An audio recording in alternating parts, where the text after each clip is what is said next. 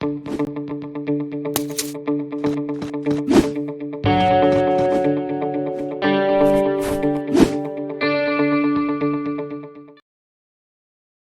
everyone, I'm Karim Aboul-Enein and I'm co-founder and lead programmer at Largelabs.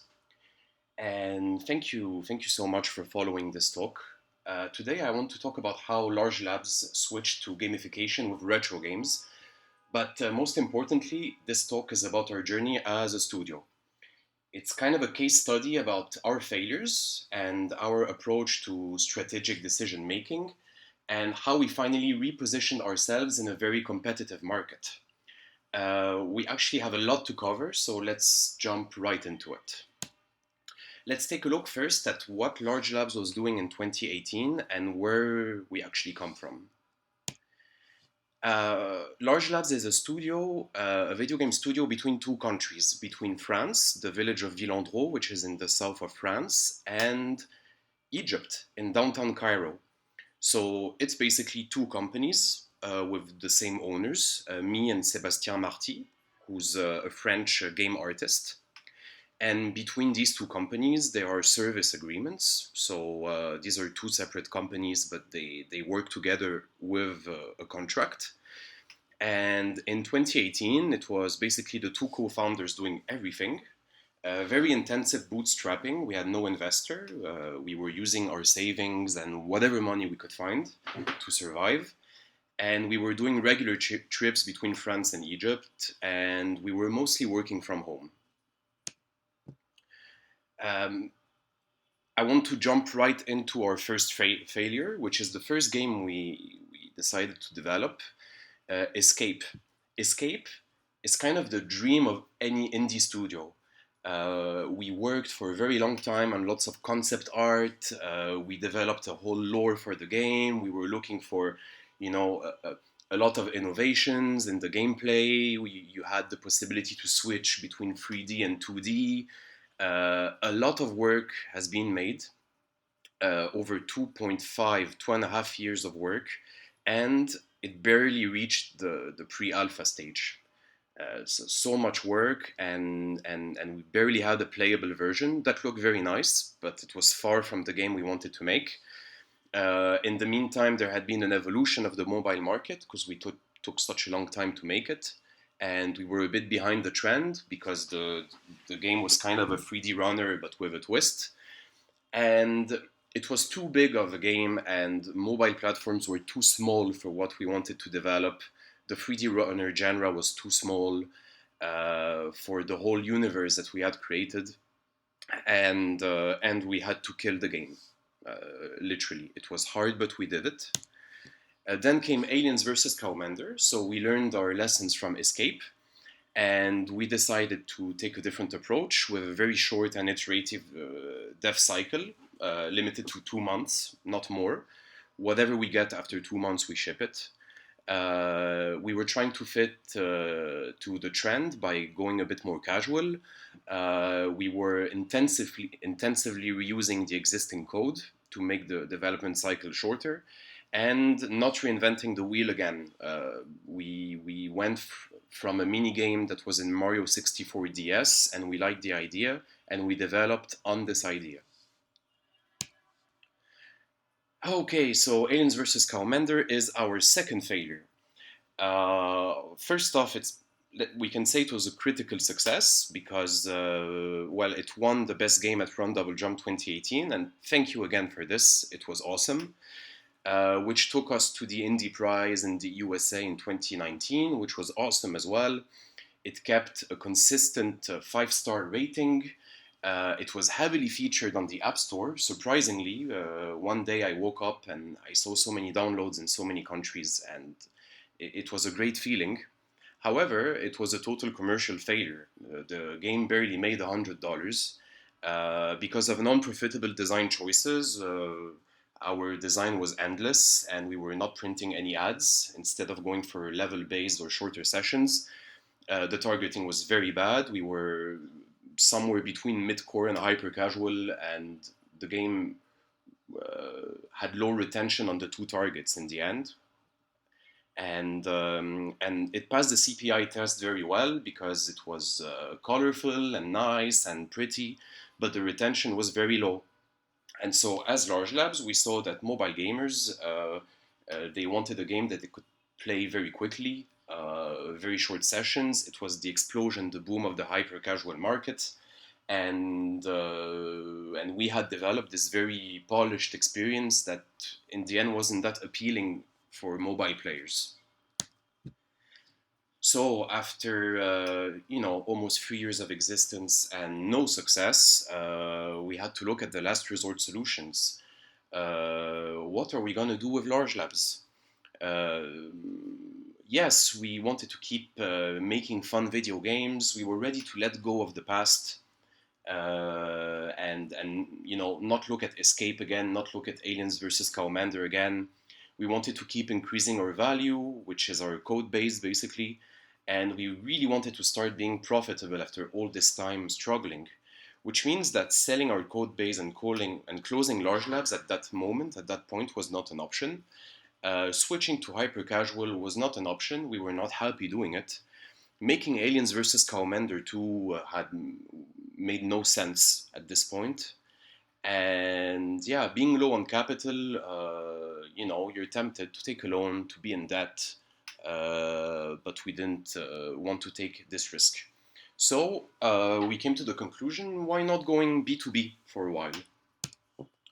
And this is how we switched to B2B, but the Largelabs way. Let's look at this. First off, we're trying to reposition ourselves from being an indie studio to something a bit more B2B, and we have to reevaluate our strengths, our weaknesses, look into the mirror. So the strengths, we have a very, very efficient code base that is over 4 or 5 years old. It's the core game framework, as we call it at Largelabs. Basically, anything we code, we put a level of abstraction to it so it can be reusable. We have some experience in the game industry because we worked there before. We have contacts in several countries. Being in Egypt gives us lower production costs compared to the global market. We have direct access to two markets, the MENA market and the European market, by having legal companies in both continents. We're totally independent, and this is great. There's no one behind us waiting for a profit, for a debt to be paid. So we kind of have this freedom, but it also involves, and this is the major weakness, very, very little capital. We've been bootstrapping for a very long time. We have a very small team. I mean, at that point, it's 2 people doing everything. We're struggling really to scale the team up because the way we work with this framework, lots of abstraction, it's also a very demanding way to work. And it's difficult to hire in these conditions. And we are, of course, a struggling little drop in the red ocean where everybody is fighting and we're nothing, with no money, no game, and how are we going to make it? The strength give us, of course, a high potential, a lot of value thanks to the code base. Even though we haven't released anything, we can produce quickly. Great flexibility and small risk because independent and no debts. However, we need to stay small scale, including in the projects we're going to work on. We really need some funding so that we can do anything. And we also need to invest in training so that we can hire people. Of course, when you reevaluate your company and you're going to change your model, you have to set a few red lines. What we want to keep, what we want to throw. We really want to keep our independence. This is something that we cherish and we love. We want to keep the quality. We want to keep making good games. We want to keep this craft spirit that we craft games. We engineer games. And of course, we want to keep making video games. This is something we don't ever want to stop making. However, going B2B, there are many ways to go B2B, and that's what we don't want. We don't want one-shot contracts. We want to keep, you know, working on the long term with solid partners. We don't want to enter the loop of tenders. Tenders take a lot of time, and it's going back in the red ocean where everybody is fighting. And I don't think at that time we could have absorbed this. We are going to try to avoid bad payers and low budgets as much as we can, and we don't want to go outsourcing. We want to make our own games, and we don't want to outsource for other companies. So these are the red lines we don't want to cross as Largelabs. So the problem now is we want to make the studio profitable, but no tenders, we have to choose the clients, we want to control everything from pre-production to delivery. We don't want to compromise with the quality, and quality comes at a cost. And we want to remain the sole owners of our IP, to remain independent, meaning that we work on a game for someone, but we keep the code and the game is ours and it's under license. So that's difficult. Our solution, what we decided to do, is to remain product-oriented, even though we go on B2B, meaning that we're going to use our strengths, which is our framework and our low development costs, and we're going to use this to try to create something really innovative in the gaming space, or at least in a sort of B2B gaming space, something fresh, and we will try to take the initiatives ourselves for business development. We won't let clients come to us. We will go and find them with our product. And the way for us is treating gamification, which is one of the B2B businesses, and it's the one we chose, gamification products that we make as in-house games, as if these were our own games. Of course, this strategy needs a bit of investment before. There's some legal investment, because you need to set up an IP strategy, you need to write contracts for license agreements, you need to have a legal counsel with you to make sure that that everything is separated in terms of IP and license and what you keep and what the client gets. We have to do some marketing, and we have to do a market study, looking at the potential clients, what's the competition, how we position ourselves, how we brand this product that we're going to make. We have to make the framework evolve, because we're going to work potentially on one product that we're going to customize, so it's going to be several projects, and we need to maintain this. So we need a new level of abstraction in the framework to make all this work nicely, so that we can reduce the margin costs between one game to another and be able to produce efficiently. And also adopt some techniques of continuous integration, so that when I make a change on the project, it reflects on the other projects. I can package my code and be super modular with the way we work.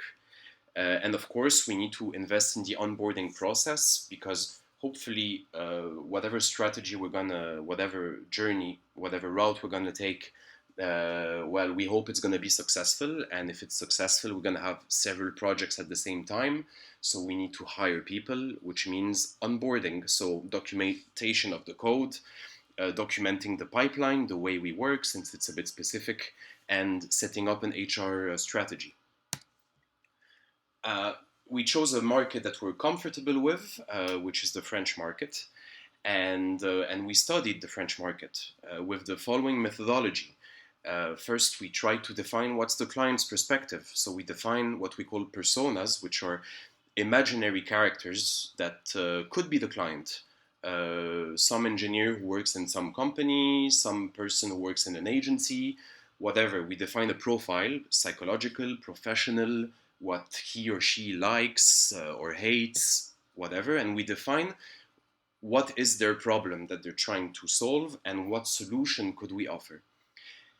Then we try to analyze the competition, so we put ourselves in the shoes of every single persona, and we try to find online a solution to our problem, which gives us the potential competitors with their strengths, their weaknesses, and how we position ourselves. We have to define the product and the offer, answering the problem while moving away from the competition, moving away from the red ocean where everybody's fighting and doing our own thing in our little blue piece of ocean. So the problems the clients have in the end, it was I want to engage my audience, I want to communicate efficiently in the company or outside. I want to be at the forefront, and this is important. I want to be the best company. I want to look innovative. I want to do new stuff that other people don't do. So, after looking at the competition, we found out that almost none of them are industry professionals. They're more likely to be web agencies, ad agencies, and the games they make don't really feel or play like actual games, and the level of polishing is pretty low. Which is due to the fact that they're not industry professionals. Maybe it's because of the budgets, and the platforms they work on are mostly web, mobile, and VR. However, they sell a lot of games, of gamification experiences, and they have a huge client portfolio. So we cannot try to do the same thing as them because they're already, on their own segment. So as Largelabs, we're going to make something a bit different. We're going to make a serious game or serious games that feel and play like a real video game because our identity is being a real video game studio, and that's the main difference with the competition. With a big focus on fun and polishing, always gamifying the content, taking the real life content and making real mechanics with it, rather than just gamifying a use case of a software or a process like adding a progress bar or a badge. No, we make a real game, which means that we are a game studio, not a gamification company. And this is how we introduce ourselves to the potential clients. So now let's look at the platforms. What will be the platform for our game? How we distribute it? We looked at VR, and it appeared to us that VR was not adapted to what we wanted to do. VR now is well installed, and it has its own sectors of application, which means that the trend is a bit over, and you can see it here on the chart. It's a chart from the Gartner that evaluates trends in technology every year, and already in 2013 VR was down, and now in 2020 it's out of the curve completely. So is augmented reality. And this is because VR has found its public. People don't buy VR because it's VR anymore. They buy VR because they need VR for certain things like 3D simulation or things like this. It's also a solitary experience, and in our vision of what's fun, we want people to gather around the game rather than being with VR glasses or on a single device. And there's still the problem of motion sickness that hasn't been totally solved, which kind of reduces a bit the target, especially to non-gamers of a certain age. What about mobile? Yeah, mobile, everybody does it. And here I put innovation with a question mark because yeah, you can make a very innovative mobile game, and a lot of innovative mobile games come out every year. But when you go to a client that doesn't know a lot about video games, he's not going to see the innovation in your game. He's going to see another mobile game. And there are other people he's used to deal with who make them. Also, it's a solitary experience like VR, and we have no control over the hardware. So many different phones, OS versions. We want to have more control than this. What about arcade? Arcade is fun. It's a beautiful, attractive, customizable item. I can create my own panel specifically for the game. I can make a customization for the client with the design of the machine. I have total choice and control of the hardware. I choose what screen, what computer I put inside, whatever, even the shape of the piece itself. It's a gathering point. It's a pretty item that makes sound and light, and people want to go there, and people are gonna stand around the player and look at what he's doing and talk about the game.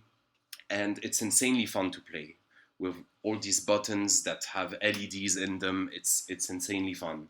So we decided to look into arcade, and with arcade, we decided to go into retro gaming. Sorry, there's a retro trend. People who were kids or teenagers in the 80s and the 90s are now 30, 40 years old.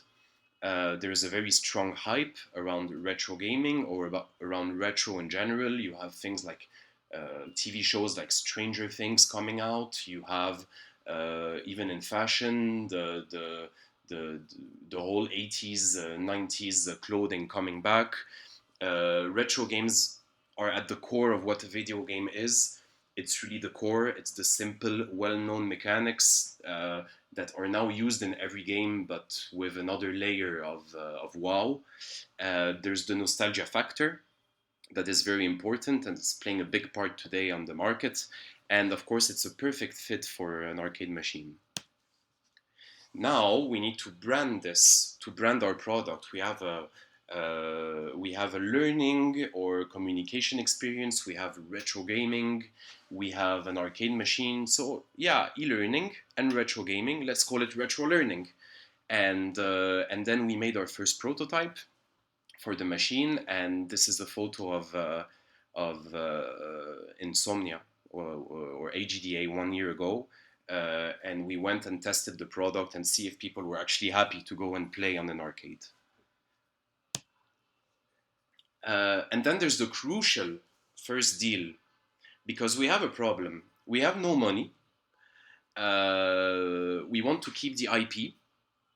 So IP ownership means keeping the software, keeping the concept, it's ours, whatever we develop, and the source code. And we need funding. So the first deal has to be, yeah, IP ownership. The client will fund the production from the ground up and will get a license to use the game. But in exchange, we will do a lot of customization, make the game extremely special for this first client with cutscenes, with special characters, with even the sector of activity. We can customize the levels. And this first client needs to be able to take a risk with a small studio, needs to have a very open mind and needs to care for innovation, needs to have a real life problem he wants to solve with games, which is not the case of everyone, needs to have some budget and some time to explore things and understand intellectual property so it doesn't become a problem. And we're very lucky we found, after working on it, we found this first client that I cannot name right now because of NDA. The product is not launched yet internally in their company. But if you want to know more, in a couple of weeks, you will have probably the logo on our website. And what is the first retro learning game? Well, it's going to be a 2D platformer about health and safety. Because the first client had a problem with communicating about health and safety internally, especially since this client evolves in very high risk industrial environments. You have construction sites, you have factories, so you have mechanical hazards, you have chemical hazards, electrical hazards, plus all the regular health and safety procedures that you have in any big company. This 2D platformer, very simple 2D platformer, will have worlds and levels and also mini games for whatever message or mechanic we cannot put in a 2D platformer. It's the first game in the Retro Learning Quest series because we want to make a series of games that would include Legal Quest for lawyers, Cyber Quest for cybersecurity, History Quest for the cultural sector, and this is all work in progress. Let's take a look now at how we designed such a game with the requirements that we had. The game design requirements were that the game has to be very, very easy to play because the target can be from 20 to 50 years old, has never played the game or is a gamer. So you have to keep it easy for everybody. which means only two buttons, the joystick and two buttons, one action button and one jump button. The difficulty doesn't evolve, it's consistent, and you don't require any platformer skills to traverse the level. Also, the character cannot die. Remember that it's a game that's going to be played in a company and it's about health and safety, so it can be a touchy subject. And there are lots of things we need to think in the game design so that we don't shock anyone, because there are actual accidents at work. So the character doesn't die, the character doesn't suffer, everything is very cartoony, and the win-lose condition is by score only. Everybody can have fun with the game, gamers or non-gamers, which means that we need 2 to 3 depths in the level design, a very easy way to make the levels, and a more adventurous explorer way to traverse them. Players learn about real-life topics by being rewarded in the game, which means that anything health and safety has, if it's applied in the game, has to reward the player. And it means also that we never reward an action that doesn't derive directly by a real life problem. The game design pipeline, it's easy. We take health and safety training documentation, which are basically PDFs. We transform them into mechanics with the help of mockups, and we discuss these mockups with experts of the field, and then it's a back and forth. But the client here doesn't take part in game design. The client acts more as a consultant in its own field of expertise. And our field of expertise is game development and game design. So we work together, we collaborate in that way. The art and inspiration, we decided to go, of course, we're retro. So most likely we're going to be pixel art. And we took as an inspiration Wario Land and the one on Game Boy Advance, Wario Land 4. There's a lot of exploration, hidden paths in this game. There are transformations. Some hazards actually don't hurt you, but transform you, and you can explore the world differently. And I must say, even in the art style or in the dimensions of the character compared to the screen, everything is kind of adapted from Wario Land, because it plays very nicely. How we make the game? Well, it's all in pixel art, so the artists work on a style for the game in Photoshop, and of course they keep the guides because everything is going to be tiled after, and then everything is exported as tiles so that we can create the levels in a flexible way. You have sprites that you place, and you also have tiles for the ground and the buildings and anything. There's also, it's pixel art, so there's a lot of animation involved and frame by frame. So this is the basic character of Safety Quest. The artists make the frames, test them in Photoshop, and then export them as sprite sheets. The level design philosophy, as I said, we need 2 to 3 depths of level design. So there's always a mandatory path that you can take from start to end and that you can traverse very easily in a straight line. It's straight, short, and obvious. And it has a simple succession of the level's core mechanics that we want to highlight in the level. Of course, they're all adapted from real life problems.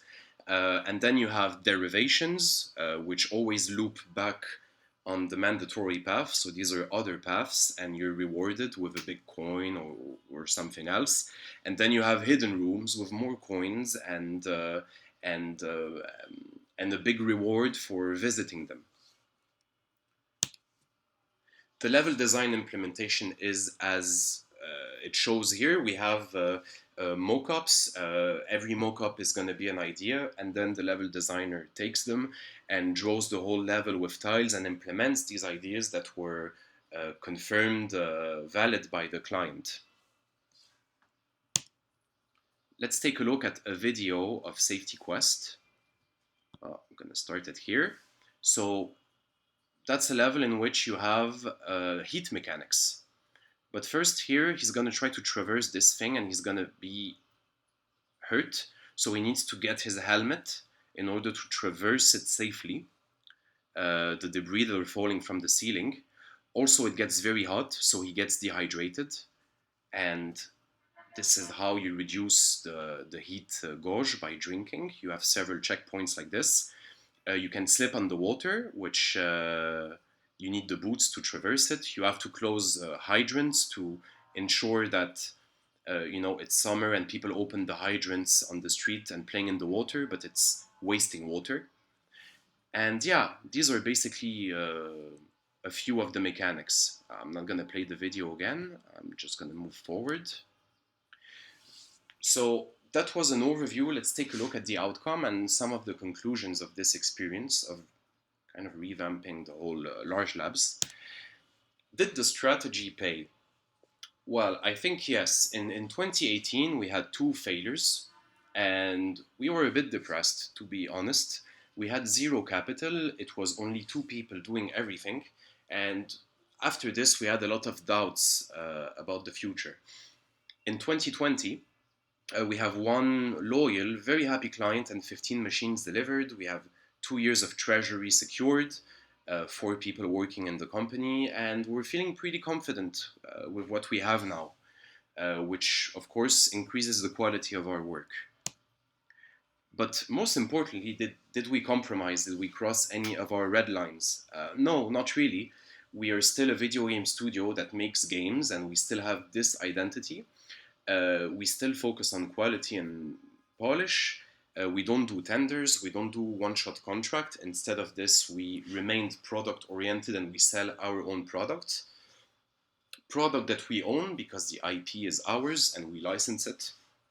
And we are totally independent. But arcade machines, COVID-19, is it compatible? Well, at the moment, not really. And we're lucky that we had the deal before the pandemic started. However, it's known that any pandemic is going to end at some point, and we're not going to change the model completely for this. We're going to keep the arcade at the center of the experience, but we're also going to think of more ways to interact with retro learning remotely. And I think the next step is going to be connected machines with some mobile experiences to play certain aspects of the game remotely or on PC. And these are things that we're looking into at the moment. So, entrepreneurship is kind of, it's a bit like playing a roguelike. You need to make it with the weapons you have at your disposal. And we had certain weapons at our disposals, and these are the ones we decided to use, and we had no choice. It's about using the weapons you're comfortable dealing with, while combining them with new experiences and new elements. And this is exactly like a roguelike. The journey obviously is going to be unpredictable.